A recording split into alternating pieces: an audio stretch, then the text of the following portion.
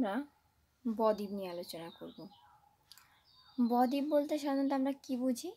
বদ্বীপ বলতে আমরা সাধারণত নদী যে এই উচ্চ পার্বত্য গতি, মধ্যগতি প্রবাহিত হয়ে আসার ফলে কি হচ্ছে যে একদম নিম্ন গতিতে, যেখানে নদীর প্রায় গতি থাকে না বললেই চলে, সেখানে এসে নদী কী করছে, এই যে এতটা পথ নদী প্রবাহিত হয়ে এসছে, যে নুড়ি, কাঁকর, বালি ইত্যাদি জিনিসগুলো যে বহন করে এনেছে, সেগুলো এনে এই নিম্ন গতিতে নদী সঞ্চয় করছে।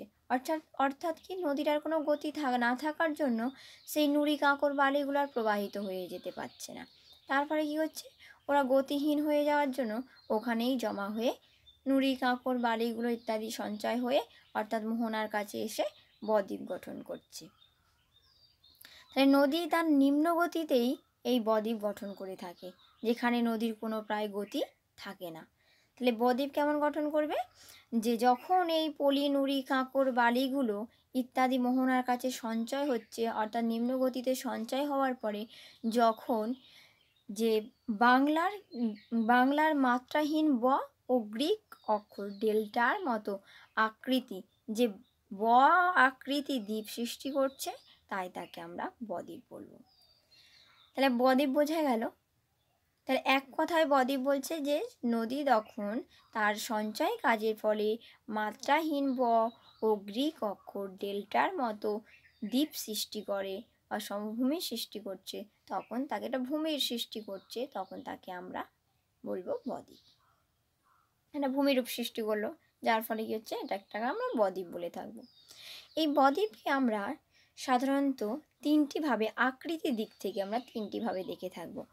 এক হলো এই ধনুকা আকৃতি বদ্বীপ, দুই হলো তীক্ষ্ণ বদ্বীপ, আর এই তিন হলো পাখির পায়ের মতো দেখতে বলে তাই এর নাম হবে পাখির পায়ের মতো দেখতে একটা বদ্বীপ। তো এই ধনুক আকৃতি বদ্বীপ কাকে বলে? ধনুক আকৃতি বদ্বীপ হলো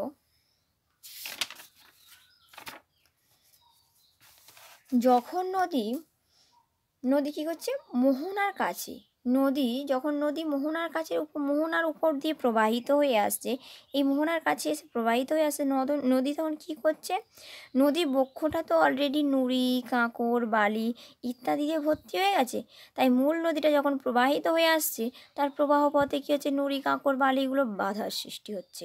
তো বাধার সৃষ্টি হলে নদী যেহেতু প্রবাহিত হতে পারছে না, তখন কি করবে নদী বিভিন্ন শাখায়, অর্থাৎ বিভিন্ন দিকে বিভিন্ন শাখায় বিভক্ত হয়ে গিয়ে প্রবাহিত হবে। এই বিভিন্ন শাখায় বিভক্ত হয়ে গিয়ে যে ত্রিভুজ আকৃতি, বিভিন্ন শাখায় বিভক্ত হয়ে কার সঙ্গে মিলিত হচ্ছে, এসে সমুদ্রের কাছে মিলিত হচ্ছে, সমুদ্রে গিয়ে মিলিত হচ্ছে। তো কী করছে, এই অর্থাৎ এই যে ত্রিভুজ আকৃতি একটা দ্বীপ সৃষ্টি করছে, তখন তাকে আমরা বলবো ত্রিভুজ আকৃতি দ্বীপ, বা ধনুর মতো দেখতে হচ্ছে বলে আমরা একে ধনুক আকৃতি দ্বীপও বলে থাকবো।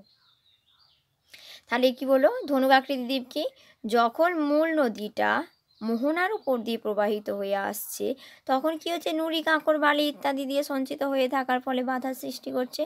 বাধা পাওয়ার জন্য নদী তখন বিভিন্ন শাখায় বিভক্ত হয়ে যাচ্ছে, বিভক্ত হয়ে গিয়ে মোহনার দিকে প্রবাহিত হয়ে সাগরে গিয়ে মিশছে। সেই রকমই কী করছে, যখন কি হলো, এরকম আকৃতির একটা ভূমিরূপ বলছি, একটি দ্বীপ কীভাবে সৃষ্টি করবে, যে ত্রিভুজ আকৃতি বা ধনুর আকৃতি, ঠিক ধনুকের মতো দেখতে বলে তাই এর নাম ধনুক আকৃতি দ্বীপ হলো। এবার আসছে তীক্ষ্ণ দ্বীপ কেমন হচ্ছে, যে নদীর প্রবল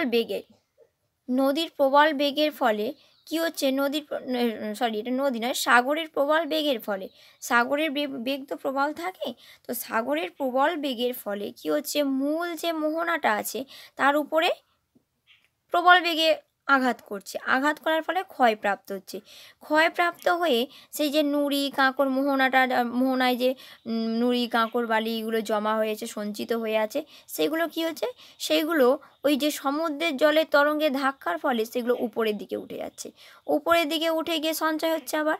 কিন্তু ওই যে মূল মোহনাটা কী হচ্ছে, ক্ষয়প্রাপ্ত হতে হতে তীক্ষ্ণ হয়ে যাচ্ছে, অর্থাৎ করাতে দাঁতের মতো আকৃতির একটা দ্বীপ সৃষ্টি হচ্ছে। আর এই যে মূল যে মোহনাটা আছে, মূল মোহনাটা ধীরে ধীরে কী হচ্ছে, তীক্ষ্ণ হতে থাকছে। তো তীক্ষ্ণ হওয়ার ফলে দাঁতের মতো, কড়াতে দাঁতের মতো লাগছে, তাই তাকে আমরা তীক্ষ্ণ দ্বীপ বলবো। তাহলে বোঝা গেল তীক্ষ্ণ দ্বীপ কী হচ্ছে, যে সমুদ্র তরঙ্গ যখন প্রবলভাবে আসছে, নদীর পলিগুলোকে কী করছে, মোহনার উপরের দিকে তুলে দিচ্ছে। এই যে নদীর মোহনার যে পলিগুলো আছে সেগুলো উপরের দিকে হয়ে সঞ্চয় হচ্ছে, আর যার ফলে সে প্রবল হচ্ছে, তীক্ষ্ণভাবে কী হচ্ছে, মানে গতিটা এত প্রবল হচ্ছে যে নুড়ি কাঁকড় বালিগুলো উপরের দিকে উঠে যাচ্ছে, কিন্তু মূল মোহনাটা কী হচ্ছে, তীক্ষ্ণ হয়ে যাচ্ছে, এবড়ো খেবড়ো, অর্থাৎ দাঁতের মতো, কড়াতে দাঁতের মতো মনে হচ্ছে, তাই তাকে আমরা তীক্ষ্ণ বলবো দ্বীপ। তারপরে আসছে পাখির পায়ের মতো বদ্বীপ।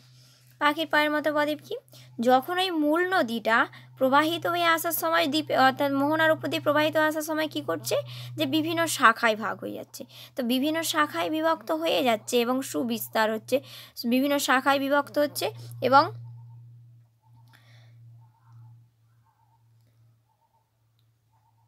সমুদ্রের দিকে সংকীর্ণভাবে প্রবাহিত হচ্ছে। মূল নদীটা বিভিন্ন শাখায় ভাগ হয়ে গিয়ে ঠিক পাখির পায়ের মতো দেখতে একটা দ্বীপ সৃষ্টি করছে। এগুলো সংকীর্ণ হচ্ছে, এর ফলে এর মধ্যে কী হচ্ছে, সমুদ্র তরঙ্গগুলো আঘাত করছে।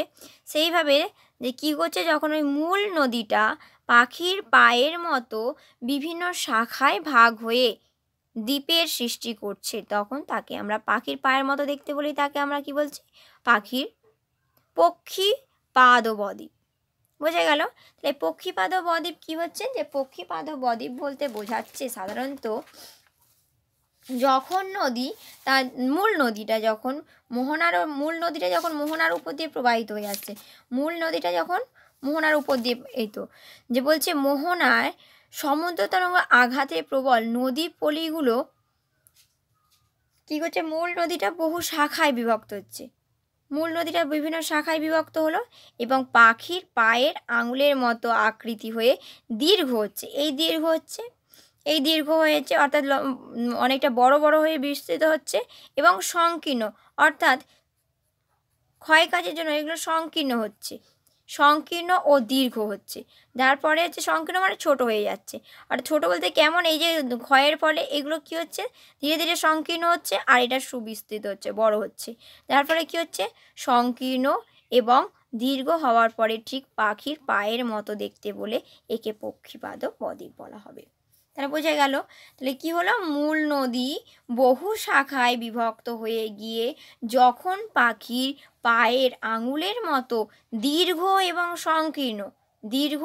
সংকীর্ণ হয়ে সমুদ্রের দিকে এগিয়ে যায়, তখন তাকে সমুদ্রের দিকে এগিয়ে যাচ্ছে, সঞ্চয় কাজের মাধ্যমে এগিয়ে যাচ্ছে, তখন তাকে আমরা পক্ষীপাদ বদ্বীপ বলবো।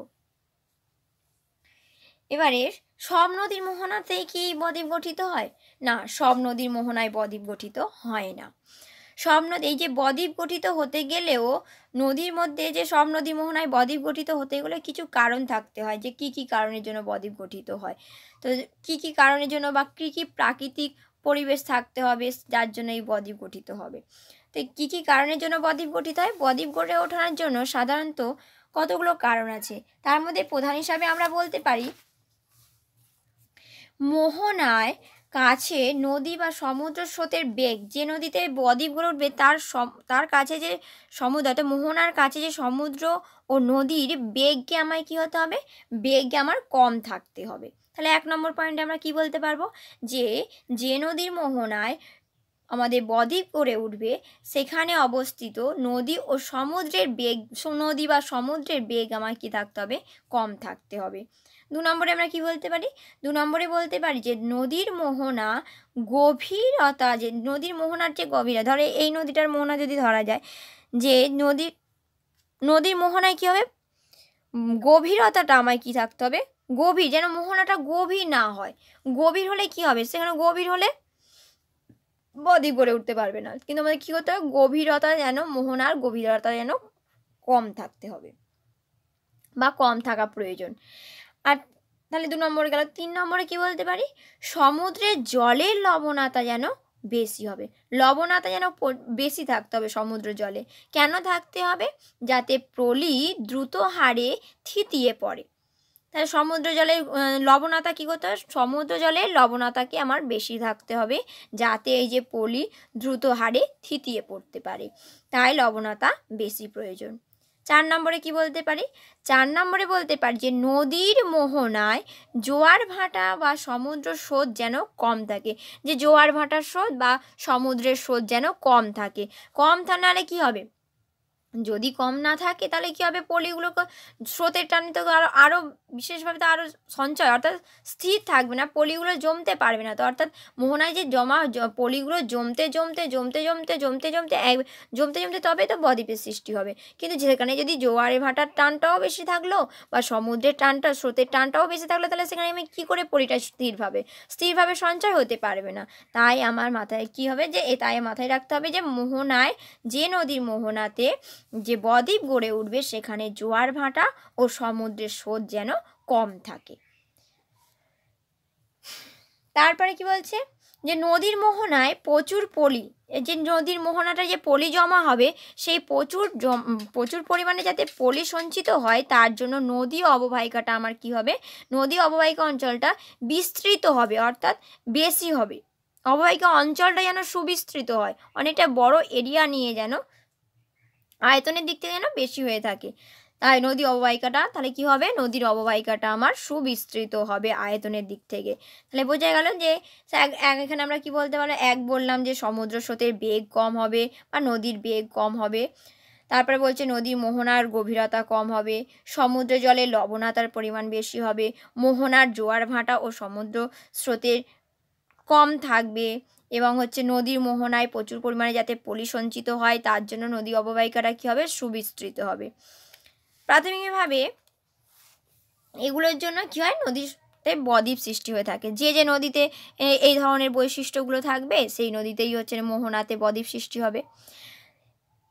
এছাড়া সব নদীর মোহনাতেই কিন্তু বদ্বীপ গঠিত হয় না। আমরা আগেই বলেছি যে সব নদীর মোহনাতেই বদ্বীপ কখনো সৃষ্টি হবে না, যেমন আমাজন ও কঙ্গো নদী অববাহিকাতে কখনোই বদ্বীপ সৃষ্টি হবে না। আমাজন আর কঙ্গো মাথায় রাখতে হবে, যে আমাজন ও কঙ্গো নদীর অববাহিকা কিন্তু কখনোই বদ্বীপ গঠিত হবে না। এবারে এরকমই বদ্বীপের সম্পর্কে যখন আমরা পড়বো, আমাদের এই পশ্চিমবঙ্গের অর্থাৎ পশ্চিমবঙ্গে একদম দক্ষিণ অঞ্চলের দিকে যে দেখা যায় পশ্চিমবঙ্গ ও বাংলাদেশে সম্মিলিতভাবে সক্রিয় বদ্বীপ হিসাবে আমরা সুন্দরবনকে জানবো। সুন্দরবন হলো পৃথিবীর বৃহত্তম ম্যানগ্রোভ অরণ্য অঞ্চল, যেটা আমরা সবাই জানি পৃথিবীর বৃহত্তম ম্যানগ্রোভ অরণ্য অঞ্চল রয়েছে। তাহলে আমাদের পশ্চিমবঙ্গ ও বাংলাদেশে সক্রিয় বদ্বীপ রয়েছে। এই যে সুন্দরবনের কথা বললাম, সুন্দরবনে যে বদ্বীপগুলো রয়েছে অধিকাংশ বদ্বীপই কিন্তু আমাদের দক্ষিণে বঙ্গোপসাগরের দিকে নিমজ্জিত হচ্ছে।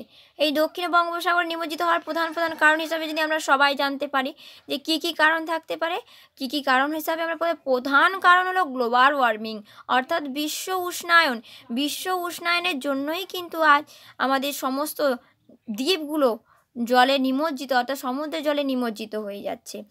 এই বিশ্ব উষ্ণায়নের ফলে কী হচ্ছে, বিশ্ব উষ্ণায়নের ফলে যে মেরু প্রদেশীয় কী হচ্ছে, হিমবাহগুলো কী হচ্ছে, গলে যাচ্ছে। মেরুর হিমবাহ গলে যাওয়ার ফলে ক্রমশ জলের অর্থাৎ সমুদ্র জলের পরিমাণ বাড়ছে। সমুদ্র জলের পরিমাণ বাড়ার ফলে কী হচ্ছে, সমুদ্র পৃষ্ঠের উচ্চতাও ধীরে ধীরে ধীরে ধীরে ধীরে ধীরে বৃদ্ধি পাচ্ছে। তারপরে কী হচ্ছে, এটা জলবায়ু পরিবর্তন ঘটছে। জলবায়ুর এই পরিবর্তনের ফলে কিন্তু এই যে দ্বীপগুলো সমুদ্রের বক্ষে অর্থাৎ বঙ্গোপসাগরের দিকে বা যে কোনো সমুদ্রের দিকে কী হচ্ছে, নিমজ্জিত হয়ে যাচ্ছে। এবং এই যে আবহাওয়ার একটা পরিবর্তন হচ্ছে, এর ফলে বিভিন্ন ধরনের দূরদর্শী ঘূর্ণনঝড়ের সৃষ্টি হচ্ছে, যার ফলে ঘূর্ণনঝড়ের তীব্রতাও বৃদ্ধি পাচ্ছে। এবারে যে সুন্দরবন অঞ্চলের কথা বললাম, যে সুন্দরবন অঞ্চলে কিছু কিছু দ্বীপ নিমজ্জিত হয়ে আছে, তাদের মধ্যে হলো নিউমুর দ্বীপ আর ঘোড়ামারা দ্বীপ ও লোহাচড়া দ্বীপ হলো বিশেষ অন্যতম। তাহলে আমরা প্রধানভাবে বোঝা গেল যে আমরা বদ্বীপ কীভাবে হয় সৃষ্টি, যে নদী তার এই যে উচ্চ মধ্যগতি প্রবাহিত হয়ে আসার সময় নুড়ি কাঁকর বালি যা সঞ্চয় করে নিয়ে অর্থাৎ বহন করে নিয়ে এসে যখন সে নিম্ন গতিতে অর্থাৎ প্রায় মোহনার কাছে এসে যখন সে তার গতি হারিয়ে ফেললো, তখন কী করছে, নুড়ি কাঁকর বালিগুলোর বয়ে যেতে পারছে না। গতিহীন হওয়ার পরে কী করছে, গতিহীন হয়ে যাওয়ার পরে সেখানেই সে পড়ে যাচ্ছে, অর্থাৎ সেখানেই থেকে যাচ্ছে, অর্থাৎ সঞ্চয় হয়ে হয়ে হয়ে হয়ে যখন দ্বীপ সৃষ্টি করছে। সঞ্চয় হয়ে যাওয়ার পরে কী হচ্ছে, তারা দ্বীপ সৃষ্টি করলো। তো বদ্বীপ সেইভাবেই কী হচ্ছে, বদ্বীপের সৃষ্টি করলো। একটা মাত্রাহীন বা গ্রিক অক্ষর ডেল্টার মতো সৃষ্টি হয়ে বদ্বীপ গঠন করো। এই হলো বদ্বীপ নিয়ে আলোচনা। তো আমাদের আজের বদ্বীপ বুঝতে কোনো অসুবিধা হবে না।